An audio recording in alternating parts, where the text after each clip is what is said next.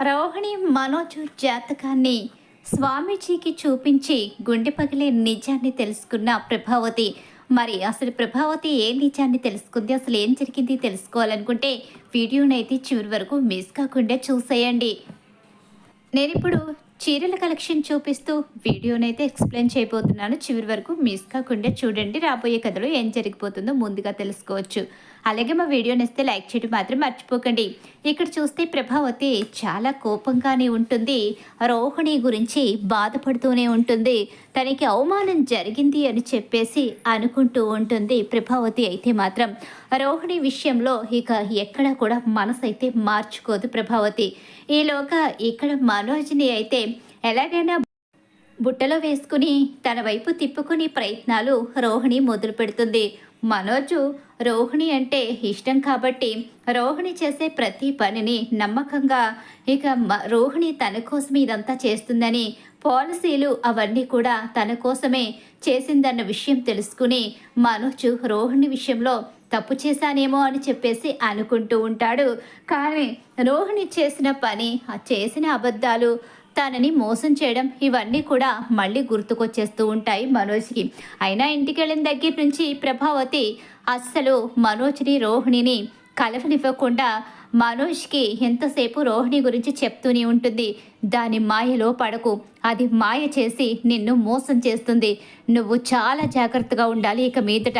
అది ఇంకా ఇంకా ఎన్ని మోసాలు చేసిందో, ఎన్ని తప్పులు చేసిందో అతి త్వరలోనే నేను తెలుసుకుంటాను. అంతవరకు నువ్వు జాగ్రత్తగా ఉండు అని చెప్పేసి మనోజ్కి చెప్తూ ఉంటుంది. సరే అమ్మా, నీ మాటను ఎప్పుడు కాదన్నాను నేను, నువ్వు చెప్పినట్టే చేస్తాను. అయినా ఇప్పుడప్పుడే నేను రోహిణిని క్షమించే ప్రసక్తే లేదు. అంటే తర్వాత క్షమిస్తావా ఏమో చూద్దాం. కాలము ఎటు నిర్ణయిస్తుందో నాకైతే తెలియదు. కానీ ఇప్పుడైతే మాత్రం భార్య చేతిలో ఫూల్ అయిపోయిన భర్తగా నేను రోహిణిని క్షమించలేను. పైగా బాలు ఉన్నాడు అంటే మోసపోయిన వాడా అని చెప్పేసి నన్ను పేరైతే పెట్టేసి ఆల్రెడీ పిలుస్తున్నాడు. వాడు ప్రతిసారి నేను భార్య చేతిలో మోసపోయానని చెప్పి నాకు గుర్తు చేస్తూనే ఉంటాడు అని చెప్పేసి మనోజు అంటూ ఉంటాడు. ఇక్కడ చూస్తే రోహిణి తల్లి పుట్టినరోజు నాడే తల్లి చనిపోయిందని చెప్పడం, తల్లి పుట్టినరోజుని ఎలాగైనా చేసి తను కాస్తైనా చేసిన పాపాన్ని కడుక్కోవాలి అనుకుంటుంది రోహిణి అయితే. ఇక అలా ఆలోచించుకుని విద్యని తన తల్లికి పుట్టినరోజు ఏర్పాటు చేయమని సుగుణమ్మకి పుట్టినరోజు చేయడానికి సిద్ధపడుతుంది రోహిణి అయితే. కానీ బయటికి వెళ్ళే ఛాన్స్ అయితే రోహిణికి ఉండదు. బయటికి వెళ్లకుండా ప్రభావతి ఇంట్లోనే ఉండమని కండిషన్ అయితే పెడుతుంది. దాంతో ఏం చేయాలో అర్థం కాని అయోమయం పరిస్థితిలో పడిపోతుంది రోహిణి అయితే. ఎలా అయితే సుగుణమ్మ పుట్టినరోజుని దగ్గరుండి జరిపించలేకపోయినా విద్య ద్వారాగా ఆ పుట్టినరోజు ఏర్పాట్లు అయితే చేసేస్తుంది రోహిణి అయితే. ఇక్కడ చూస్తే బాలు మీనా దగ్గరికి వచ్చిన తర్వాత ఏంటింట్లో పరిస్థితి ఏముంది, మీ అమ్మ మీ అన్నయ్యని కొంగుకి కట్టేసుకుంటుంది. ఆ భార్యాభర్తలిద్దరినీ కలవనివ్వడం లేదు. మా అమ్మ అంతే కదా, ఏదైనా అలాగే ఉంటుంది. మా అమ్మతో పెట్టుకుంటే అబద్ధాల మీద అబద్ధాలు చెప్పి మోసాలు చేసి పార్లర్ అమ్మ మా అమ్మని ఇక చాలా బాధ పెట్టింది. అసలే మనోజ్ గాడు మా అమ్మ మాట్లాడిన మాటకి ఎదురు చెప్పడు. మా అమ్మ కొంగు పట్టుకుని తిరిగే రకం కాబట్టి ఇక మా అమ్మకి మరింత అవకాశం దొరుకుతుంది.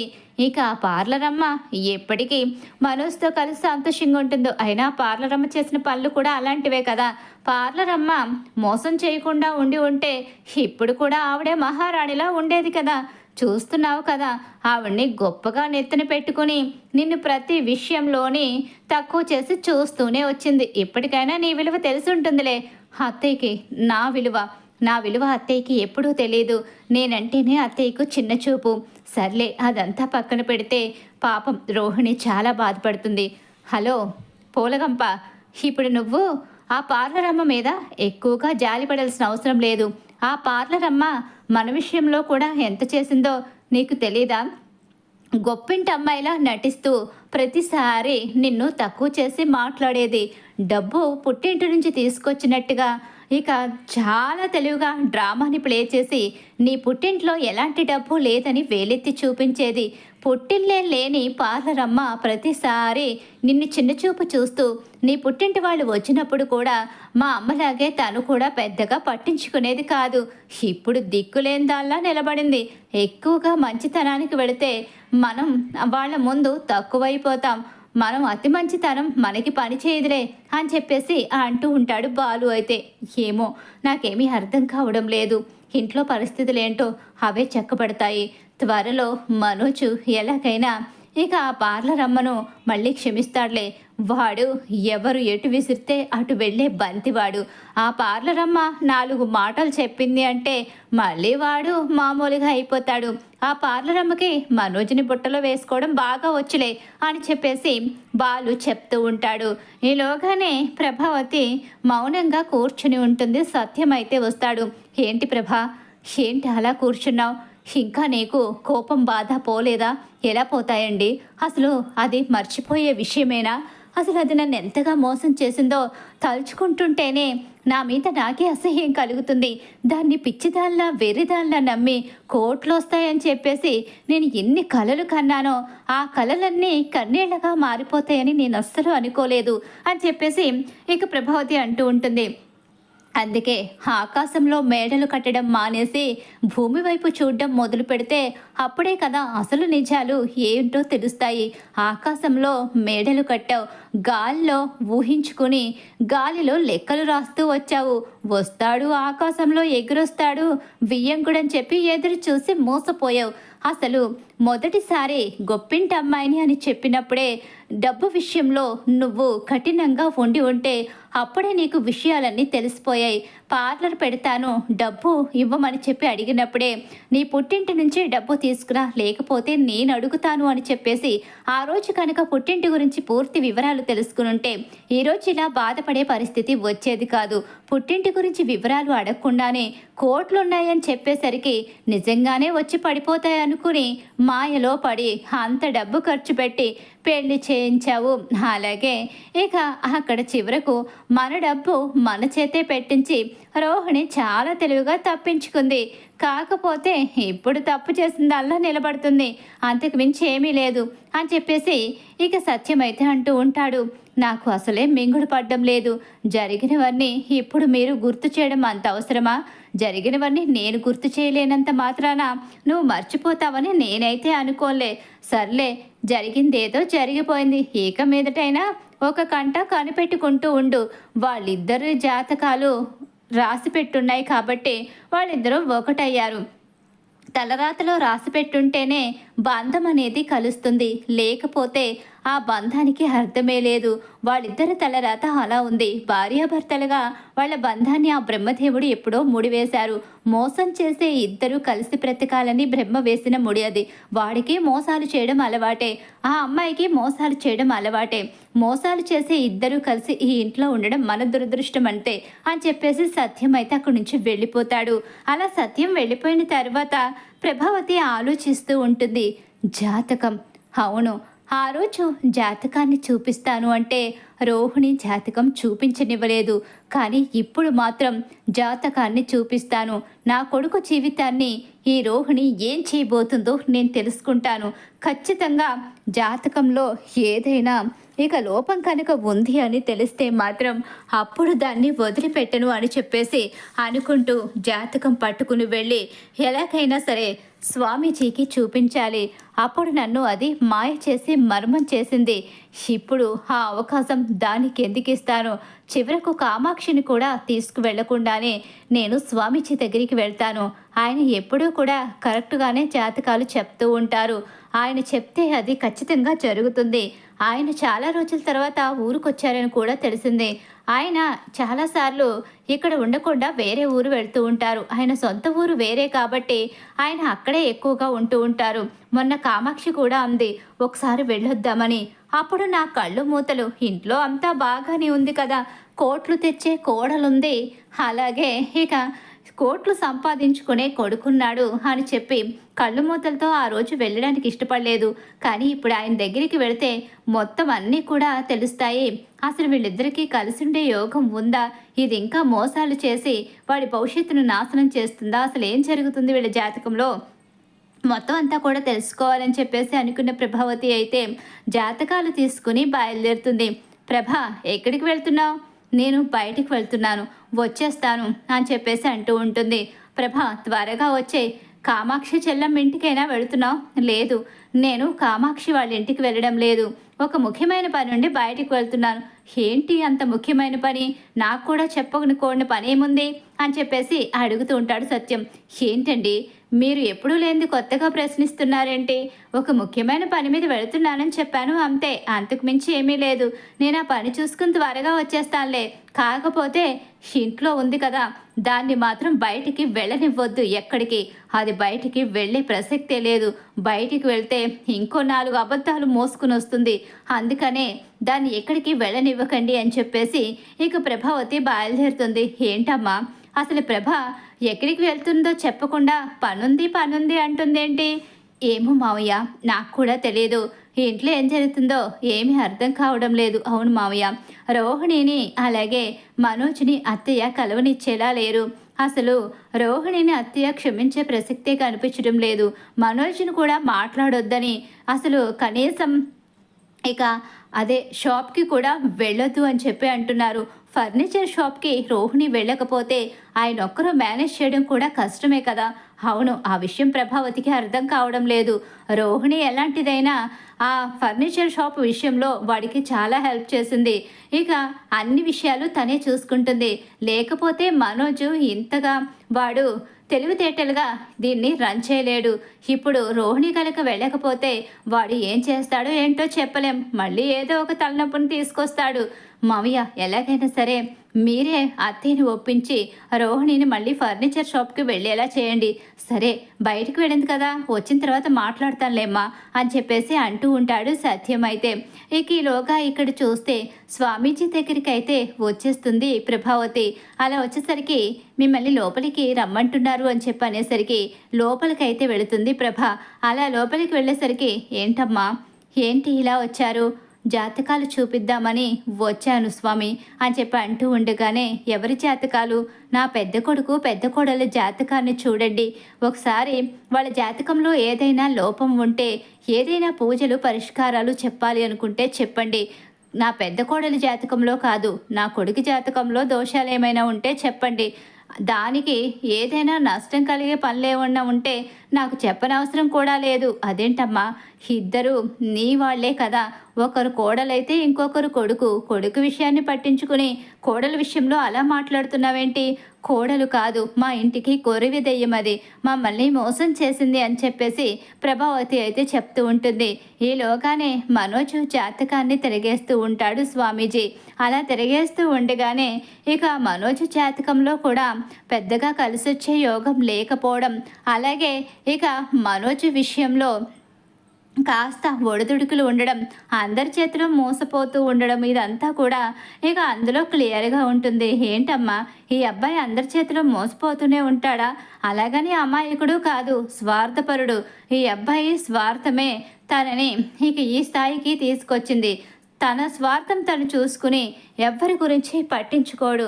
అలాంటి స్వార్థపరుల భవిష్యత్తు ఏదో ఒక రోజు దెబ్బతింటుంది.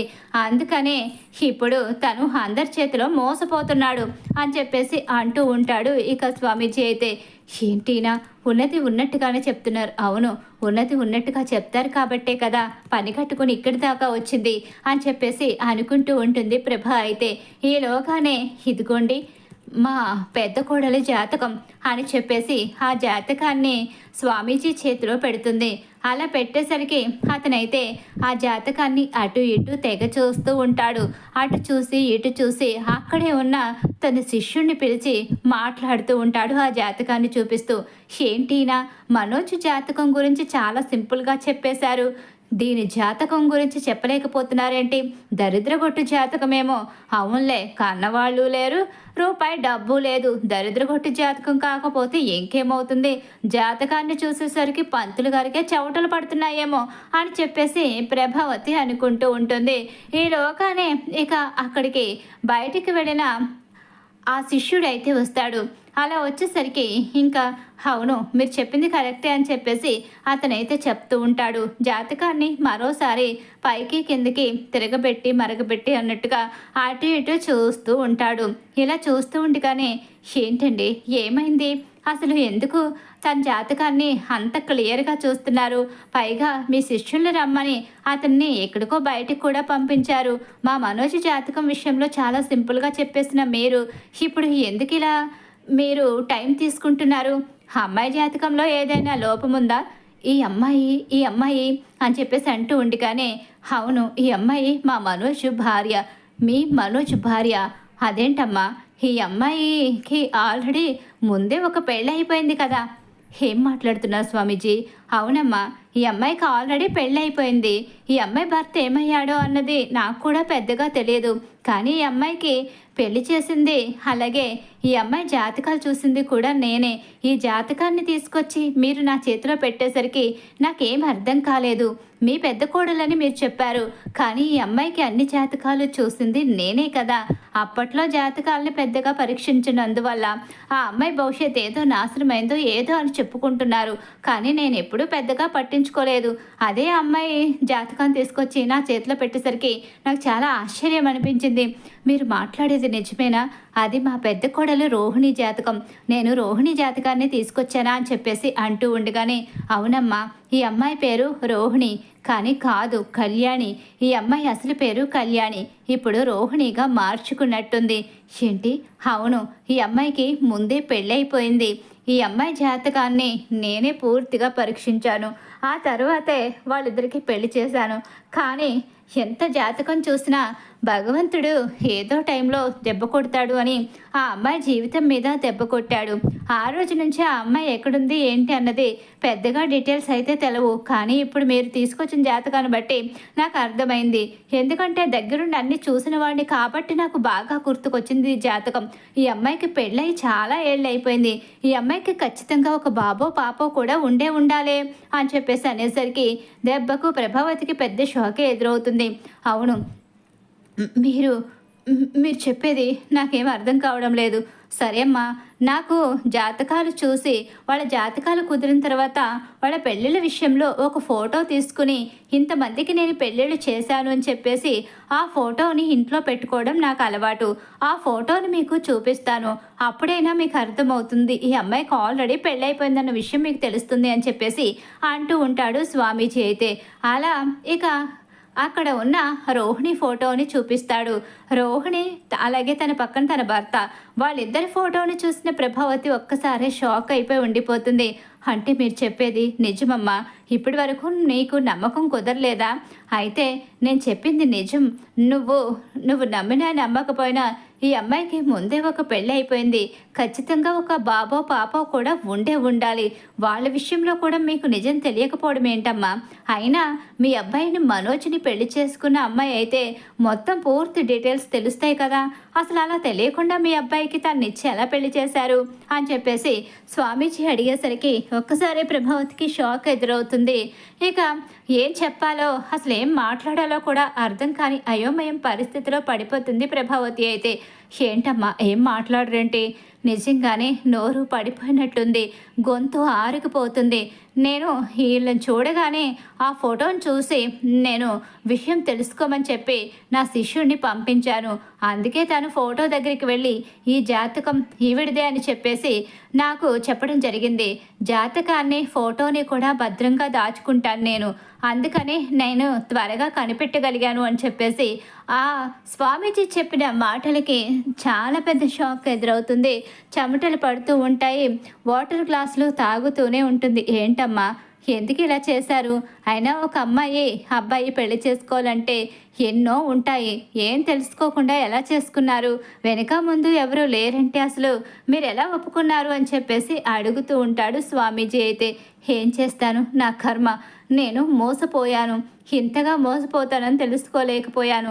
నా కొడుకు జీవితాన్ని గొప్పగా నిలబెట్టాలి అనుకున్నానే కానీ రెండో పెళ్లి ఆడదాన్ని తీసుకొచ్చి నా కొడుకు జీవితంలో పెడతానని నేను కలలో కూడా ఊహించుకోలేదు. అసలు ఎందుకింత ఇంత తప్పు చేశానో తలుచుకుంటే నా మీద నాకే అసహ్యం కలుగుతుంది అని చెప్పేసి ప్రభావతి అయితే కుప్పకూలిపోతుంది. ఎప్పుడైతే రోహిణికి మనోజ్తో రెండో పెళ్ళన్న విషయం తెలిసేసరికి ఒక బాబో పాపో ఎవరో ఒకరు ఖచ్చితంగా ఉండే ఉంటారని అక్కడ స్వామీజీ చెప్పిన మాటలకి మరింత షాక్ ఎదురవుతుంది ప్రభావతికి. అయితే అలా ప్రభావతికి జాతకాలు తీసుకువెళ్ళి ఎంతవరకు కలుసుంటారో, లేకపోతే ఈ జాతకం సెట్ అవ్వకపోతే తన కొడుకు ఇంకో పెళ్లి చేయాలనుకున్న ప్రభావతికి ఊహించని షాక్ అయితే ఎదురవుతుంది. మరి ఖచ్చితంగా రాబోయే కథలు ఇలా అయితే జరిగిపోతుంది. ఇలానే జరగాలని మీరు కోరుకుంటున్నారా? అయితే వీడియోని తప్పకుండా లైక్ చేయండి. అలాగే మా వీడియో కనుక మీకు నచ్చినట్లయితే పక్కనే ఉన్న హైప్ బటన్ మీద క్లిక్ చేయండి.